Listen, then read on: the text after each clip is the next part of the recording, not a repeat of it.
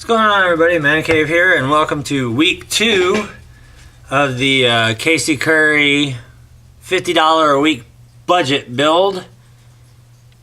As you guys know, the first one I did the level 3 racing front steering link and the rear link truss, since I will be doing other upgrades. This one we're tackling the transmission, and it's already been completed.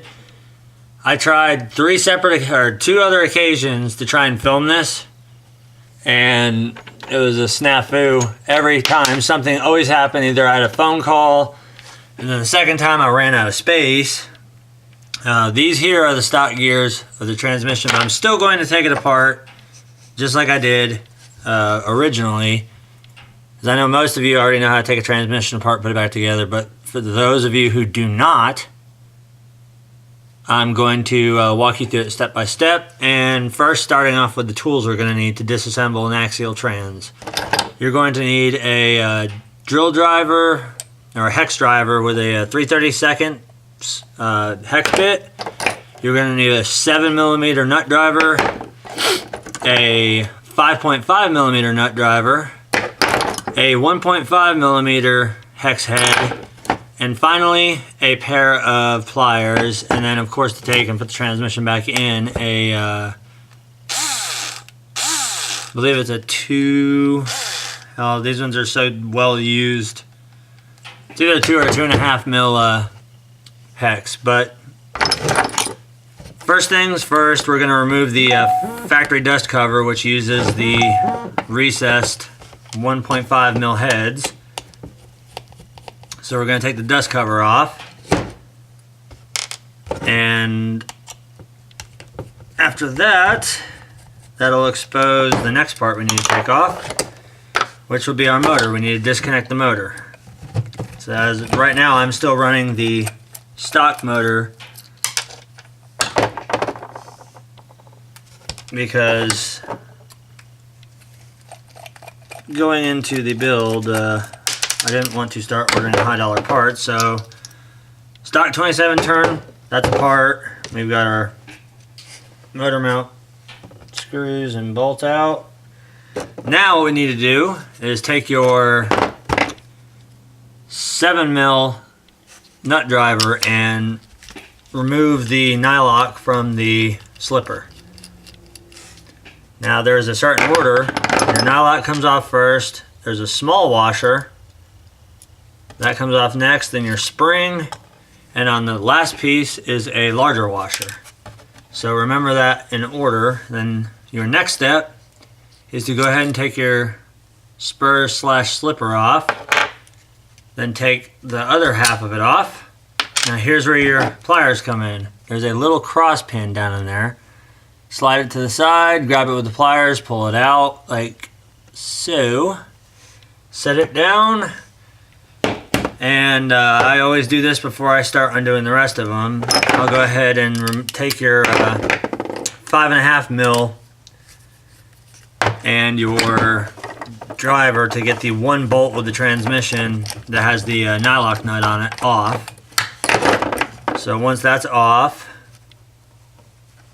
just slide it out, and then you've got 3 more bolts. And they're all the same size. You use your 3/32 driver. Just get them to where they pop out enough and they stop backing out, because you'll pull them out by hand. Once those 3 are loose, which they're almost there, your axial motor plate comes off, and then your plastic guard that helps attach that comes off, and now you can easily pull your 3. Well, sometimes you can easily do it, sometimes you got to give it a little hand pressure to get it going. Sometimes you got to actually thread them most of the way out. Usually I just use a driver on this, but just to be quieter so you guys can still hear me, I'll use the hand driver. Alright, now all 3 of those are out. You got to watch, because there's a collar that's on this top shaft. make sure you remove that collar first before you separate the transmission halves. Now you just pull it apart, and usually sometimes the bearings will either all stay on one side or they'll stick into the other.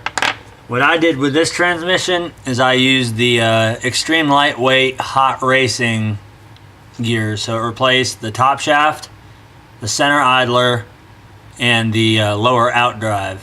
Now, my lower outdrive is not the one-piece solid. I reused the heavy-duty outputs from the stock lower outdrive. I just unbolted them, bolted them back in.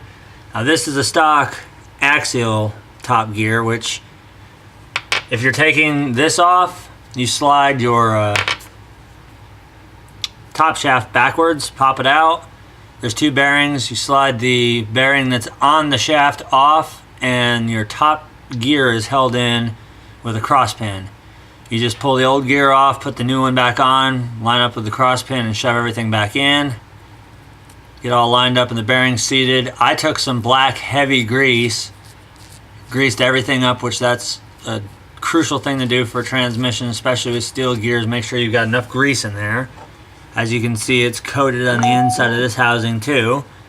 And now for reassembly, it's pretty much just the reverse of what we just did to take it apart. First thing I'm going to do is put that collar back on so I know that it's there. And then I'm going to run my 3 bolts back through the transmission housing. Get them in there. And then the first bolt that I'm actually going to tighten. Now, if you're looking at the transmission, this bolt here, I guess it really doesn't matter which way you go. I'm just picky.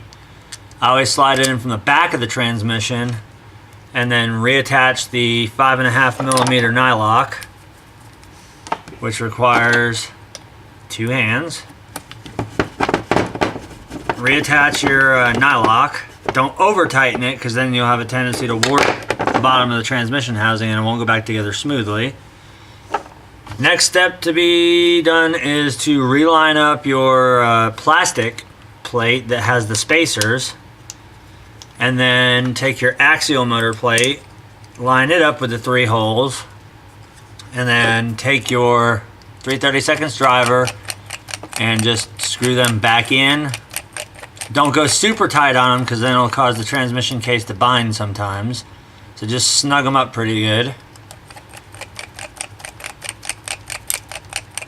because they come through the motor plate. The motor plate is what screws them in because it's threaded. So you just get them tight enough to where they're not going to back out, but like I said, once again, not over tight. So once you get these 3 done and tightened up, take your top shaft and spin it. If you feel any roughness in it, loosen those 3 just a little bit by little bit until everything is smooth. As you can hear, mine right now is making noise because it's not seated in yet. So the next step is to grab that small cross pin that I had you pull out of the top shaft. Get it back in through the hole on the top shaft. Once that's centered up,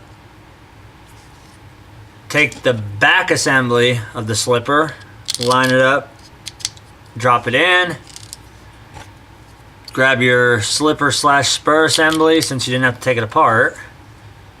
Now, big washer first, because that sits on the base of the spur.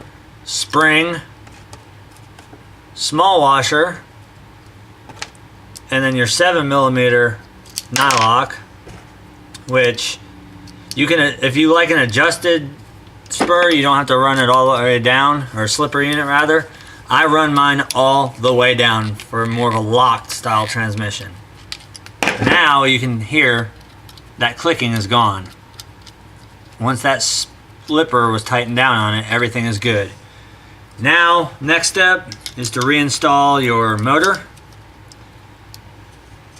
which can be a bit of a tricky process if you don't have magnetic tip bits like I don't, but you can easily magnetize any of yours if you have like a telescopic magnet or a neodymium magnet or like an old rotor from a brushless motor. Those are perfect things. I'll actually grab one to show you. But get your motor mounts in. Do not tighten them down, or motor mount screws in all the way. Do not tighten them down yet until you get your gear mesh adjusted.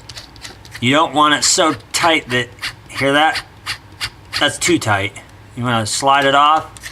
You want it to be nice and quiet. Not too far away that it's going to rip teeth off. I know Axial recommends that you're supposed to put a piece of paper in between the two, but that's impossible.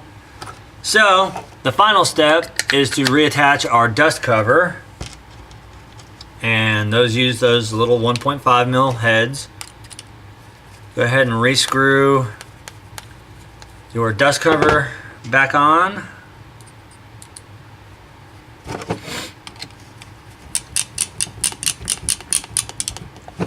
Three little countersunk head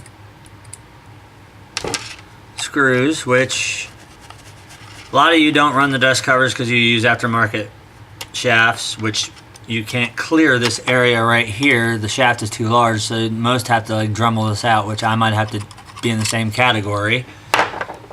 And now finally, I know these aren't the wheels and tires that are on the rig. Your final thing is just reinstalling the transmission into the truck and connecting your drive shafts and your motor leads. So that right there is week 2 of the $50 budget build of the Casey Currie JK. As always, thanks for watching. Don't forget to rate, comment, subscribe, like, and share. And we'll see you guys for week 3. Later, guys.